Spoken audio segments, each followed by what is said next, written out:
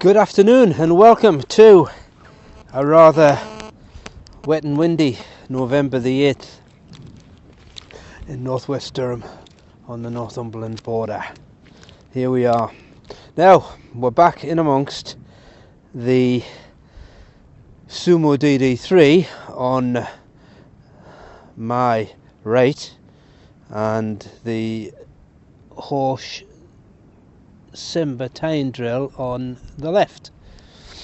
So as you can see, different row configuration, but now that it's well and truly there, there's very little to pick between it.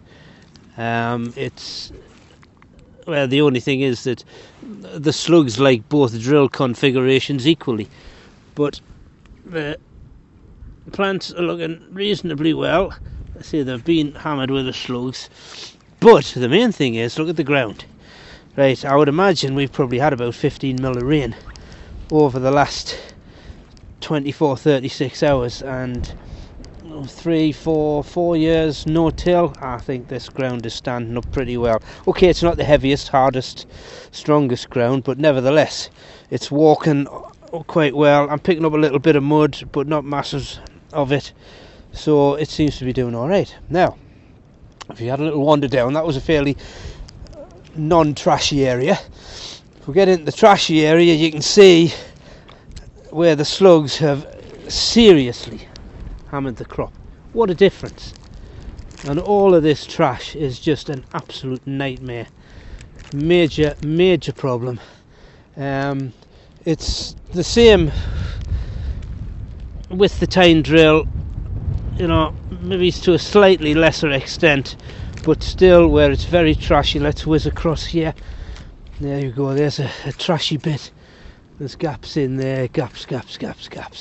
So whether you get hairpinning or whether you don't, I think it's somewhat, it's not irrelevant, it's all relevant, but the fact of the matter is that the slugs are going to hammer it where there's an awful lot of trash.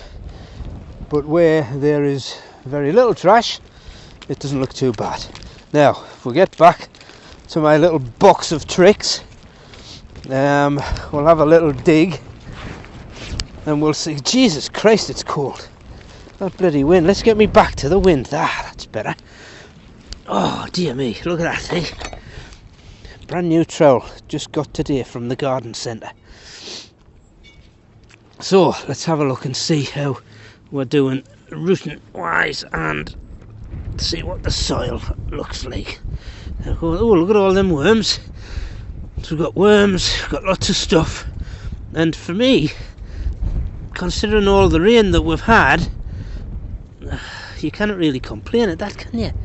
You know, it's rooting nicely, rooting really well, and it's just a damn shame about all of this trash and the slugs, but going off last year, it will recover. Now, I think the plants on the DD3 side, have a look for yourself, and if you get in closer, they're just thicker. They're spreading out a little bit better. There's less seed density in the row. If you remember back to a previous video, I mentioned this seed density thing. This was up at, I think, 450 seeds per metre squared. Now, it could be an optical thing that you've got the rows together, therefore they look better, but I would just say that that drill and row configuration is superior for plant population than that. Yeah, it's up to you. You can make your own mind up, and but there you have it. Anyway, another one of the Sumo DD3 and Simba Horsch. But my hands are getting absolutely freezing cold here. What a wuss. So we'll leave that one for now. I may pop across and have a look at the rape. So we're in the Anastasia now, looking reasonably well. It got away slowly, but there's a little bit of damage pesty type wise on the leaves there, but there's not an awful lot of disease in it, if any. I just thought we'll take a look and see how the roots are doing. I'm getting best use out of my new trowel, you see. I'm a bit newfangled with it, as they say. And again, bearing in mind a fair bit of rain over the last couple of days, and that looks alright, doesn't it? Yeah, plenty of roots there. There's a worm there, worm holes you can see. So yeah, that doesn't look too bad at all. Now, if I wander across here, a problem that was highlighted with the old slug pelleter that wasn't spreading to the full width.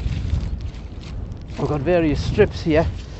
Now, yeah, okay, right, decent bit, plenty of plants, bare bit, bang in the middle of the two tram lines, and that bad bit kind of goes on and off all the way up the field. So there's been something wrong with the slug pelleter, because it's in this field, it's in all of the others.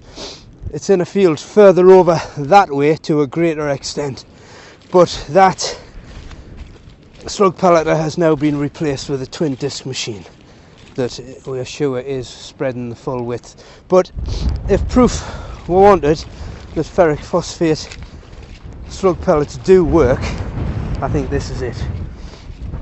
Because when the spreader wasn't doing its job, obviously not enough getting there, not doing the kill on the slugs, and they were doing the kill on the rape.